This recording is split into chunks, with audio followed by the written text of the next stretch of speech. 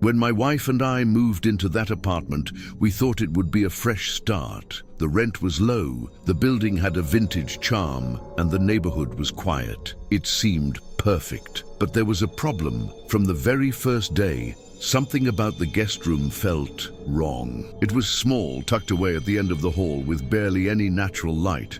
But the worst part, the closet. It was built into the wall, its heavy wooden doors looming over the room. Too big for the space, too old for the apartment. Something about it made my skin crawl. "What's wrong?" my wife Claire asked as we unpacked boxes. I hesitated. "I just don't like that closet," she laughed. "You and your weird vibes." That night I woke up to a sound that made my blood run cold. It was a whisper, soft, muffled, coming from inside the guest room.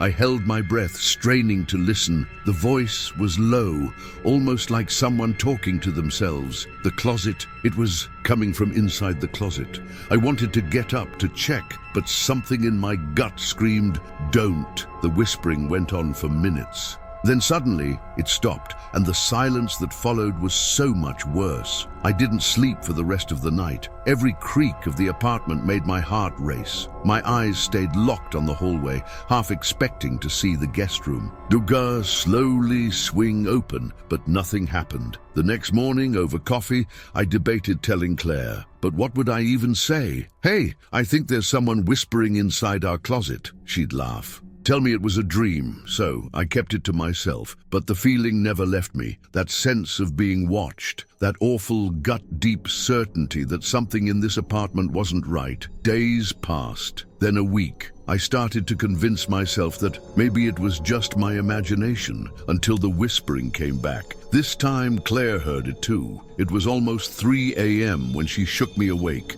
her nails digging into my arm. "Do you hear that?" she whispered, her voice tight with fear. I didn't need to ask what she meant. The whispering was back, low, urgent, coming from the guest room. I reached for my phone, fumbling to turn on the flashlight. The moment the beam hit the hallway, the whispering stopped. Complete silence. But then the closet door creaked open. The closet door was open, not wide open. Just a few inches, just enough to see the black nothingness inside. Claire's grip tightened on my arm. "That wasn't open before," she whispered. I swallowed hard. "Stay here." Every instinct screamed at me to leave it alone. But I had to see. I had to know. I stepped into the hallway, my phone flashlight cutting through the darkness. The closer I got, the colder the air became. I reached out and pushed the door open. The closet was empty, no strange objects, no hidden compartments, just an old wooden floor and walls covered in peeling wallpaper. Claire exhaled shakily behind me. "See? Nothing. Let's just go back to bed." I nodded. She was right. It was late. I was exhausted. Maybe it really was all in my head. But as I turned away, my light caught something. Scratch marks, dozens of them, deep gouges along the inside of the doorframe. I leaned in, my pulse hammering. They were uneven, frantic, like someone had been trapped inside. My breath hitched. That's when I saw the words. Carved deep into the wood, right above the scratches, were 3 simple words. "Let me out." I wanted to move out immediately. Claire thought I was overreacting. "It's probably just old damage," she said. "Whoever lived here before must have been..." She stopped herself. Because we both knew no normal person scratches words like that into a closet door. That night, I barely slept. Every sound made my skin crawl. The wind against the windows, the faint hum of the refrigerator. Then, at exactly 2:57 a.m., a whisper, right next to my ear. "Let me out," I shot up, my body covered in sweat. Claire was still asleep beside me. Then I heard it, a slow creaking sound coming from down the hall. The closet door was opening. I didn't move. I didn't breathe. I just listened. Footsteps, soft, bare, coming toward our room. I reached for Claire, shaking her awake. "Claire, wake up!" She sat up groggily. "What?" Then she heard it too. The footsteps stopped, right outside our bedroom door. The knob twisted. Claire screamed. I grabbed the nearest object, a lamp, and rushed the door. Yanking it open, nothing was there. Just the dark hallway, just the open closet, just the whispering coming from inside it. We moved out the next week. We broke our lease, lost our deposit, didn't care. But before we left, I spoke to our neighbor, an old man who had lived in the building for decades. When I told him About the whispering, about the closet. His face darkened. "You shouldn't have opened it," he muttered. I felt a chill run down my spine. "Why?" he sighed, rubbing his face. "That apartment, a man used to live there years ago, kept to himself. No friends, no family, until one day people just stopped seeing him." "What happened to him?" I asked. The old man shook his head. "Nobody knows, but the landlord found something when they cleared the place out." My stomach tightened. "What?" He hesitated, then said, "They found the closet nailed shut from the outside." I stared at him. "And the scratches," I whispered. He sighed. "Like I said, you shouldn't have opened it." We left that day. But sometimes, late at night, when everything is silent, I swear I can still hear it, a faint voice, whispering, asking to be let out. I never believed in ghosts. When my grandmother passed away, I inherited an antique mirror from her estate, a massive, ornate thing with a gilded frame that looked straight out of a haunted house. "It's been in our family for generations," my mother told me as we hung it in my bedroom. "Your grandma loved this mirror." I didn't see the appeal. The glass was old, slightly warped, and something about it made my skin prickle. But I told myself it was just an antique, just a piece of furniture, until the first incident. One night, while brushing my hair, I caught something in the mirror's reflection. A shadow, not behind me, inside the glass. I turned around quickly. Nothing was there. I stared at my reflection, my heart pounding. I looked tired, my eyes slightly sunken from lack of sleep. "You're imagining things," I muttered to myself. Then, as I reached for my brush, my reflection didn't move. I jolted back, my breath hitching.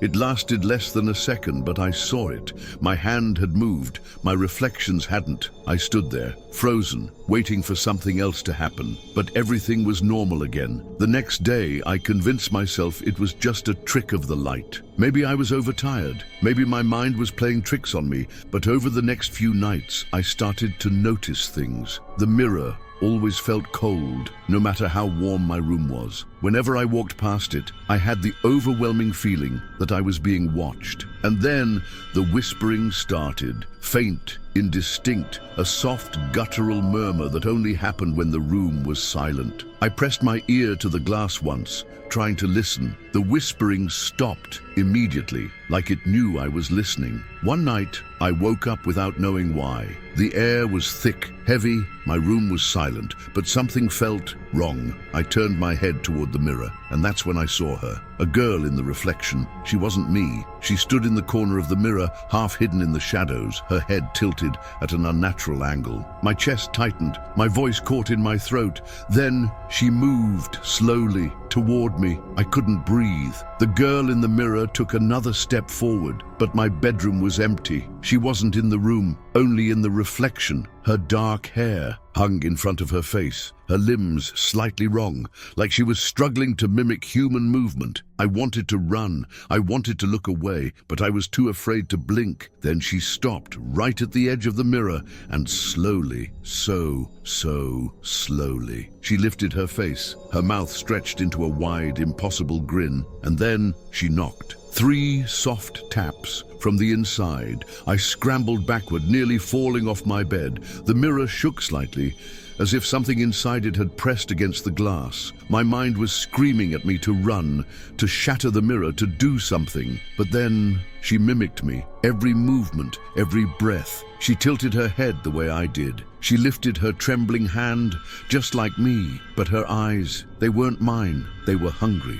I didn't sleep that night. I kept my eyes locked on the mirror until the first light of morning. By sunrise, the girl was gone, but I knew she wasn't really gone. I wanted the mirror out of my house. I called my mom, told her I didn't want it anymore. She seemed surprised but didn't question it. "Just cover it up until we can move it," she said. So I grabbed a sheet and threw it over the mirror. For the first time in weeks, I felt like I could breathe again. But that night, as I lay in bed, staring at the covered mirror, the fabric shifted, like something was moving underneath, like someone was trying to get out. I grabbed my keys, drove the mirror to an abandoned field, and left it there. I don't know what happened to it after that. I don't want to know. But sometimes, when I pass by a mirror, I swear, out of the corner of my eye, I see her, and she's still smiling. I've been a rideshare driver for a long time. I've seen my fair share of weird passengers, drunk college kids, people crying in the back seat, even couples who act like I'm invisible while they fight. But nothing has ever shaken me like the woman I picked up that night. It was just after midnight when a new ride request popped up. Passenger, Lily. The pickup location was strange, an isolated intersection near the edge of town where most of the buildings were either abandoned or half demolished. For a second, I debated skipping the request, but my nightly quota was almost met and I was tired, so I accepted. When I arrived, the street was empty. No houses, no open businesses, just an old street lamp buzzing overhead, barely cutting through the fog. I glanced at the app. Lily was already here. That's when I saw her. She stepped out of the shadows, wearing a pale blue dress, her hair hanging loosely around her shoulders. Even from a distance, something about her felt wrong. She didn't move like someone rushing to catch a ride. She walked slowly, like she was waiting for me to notice her. I hesitated before rolling down the window slightly. Lily? She stopped at the passenger door and nodded. Yes. Her voice was soft, too soft. I unlocked the doors, and she slipped into the back seat without another word. "Where to?" I asked, tapping the GPS. "Home," she murmured. My stomach twisted. Not an address, not a location, just home. I glanced at the app, expecting a drop-off location, but my screen was blank. The ride had already started. A cold feeling crept up my spine. "Could you give me an address?" I asked, trying to sound normal. Lily tilted her head slightly. "Just drive. I'll tell you when to stop." Something about the way she said it made my skin prickle. I put the car in drive and pulled away, glancing at her through the rearview mirror. She sat perfectly still, hands folded in her lap, staring straight ahead. She didn't check her phone, didn't fidget, didn't blink. We drove in silence for miles. The longer we went without her saying anything, the more my nerves tightened. I glanced at the GPS again. The app was still running, but there was no destination. I cleared my throat. "Are we close?" For the first time, Lily moved. She turned her head toward me slowly, almost. And then she smiled. The headlights flashed over a sign up ahead. I barely had time to read it before my stomach dropped. It was a cemetery entrance. I hit the brakes hard. The car skidded slightly, gravel crunching. "Beneath the tires, this isn't a house," I said, pulse racing. Lily didn't react. "Are you sure?" she murmured. Her voice was different now, lower, wrong. I turned to look at her, but the back seat was empty. I stared, my mind refusing to process what I was seeing. She had been there. I had seen her get in. I grabbed my phone, my hands shaking, but the ride had disappeared. No record of a passenger named Lily, no history of the trip, like she had never existed. I didn't go home that night. I drove around aimlessly, too shaken to step inside my apartment. Then at exactly 3:33 a.m., my phone buzzed, a notification, one new message. It was from an unknown number. My hands trembled as I tapped the screen. "You left me behind." I threw my phone across the car, and for the first time in my life I prayed I was just losing my mind.